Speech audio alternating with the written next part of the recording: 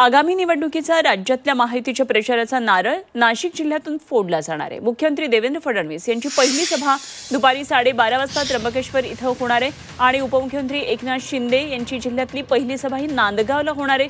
निवडणुकीच्या निमित्तानं महायुतीचे दोन्ही नेते आज एकाच दिवशी जिल्ह्यामध्ये येत असल्यानं राजकीय वातावरण ढवळून निघणार आहे।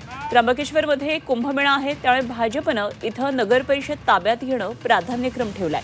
यासाठी कुंभमेळा मंत्री गिरीश महाजन यांचं विशेष लक्ष इथल्या कामांवर आणि प्रचार कार्यावर आहे। नगराध्यक्षपदाचे उमेदवार कैलास घुले यांना निवडून आणण्यासाठी आज 11 वाजता या ठिकाणी सभा झाली। मुख्यमंत्री फडणवीस हे पहिल्यांदाच त्र्यंबकेश्वर दौऱ्यावर येतात आणि त्यामुळे आखाडा प्रमुखांसह साधू महंतांनी व्यासपीठावर येण्याचं त्यांना निमंत्रण आहे।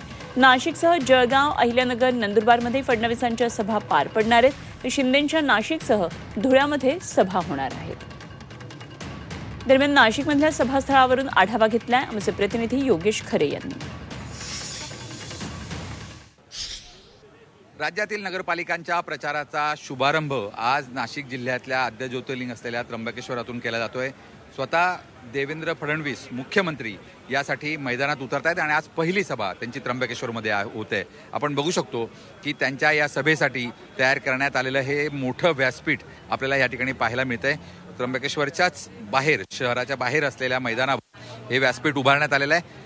खरं म्हणजे आज महायुतीचा प्रचार एक प्रकारे सुरू होतोय। स्वतः देवेंद्र फडणवीसांसह एकनाथ शिंदे सुद्धा नाशिक जिल्ह्यातल्या 2 ते 3 ठिकाणी सभा घेणार आहेत आणि स्वतः देवेंद्र फडणवीस आज नाशिक विभागात वेगवेगळ्या ठिकाणी सभा घेत आहेत। जवळजवळ 4 सभा त्यांच्या या विभागामध्ये आहेत।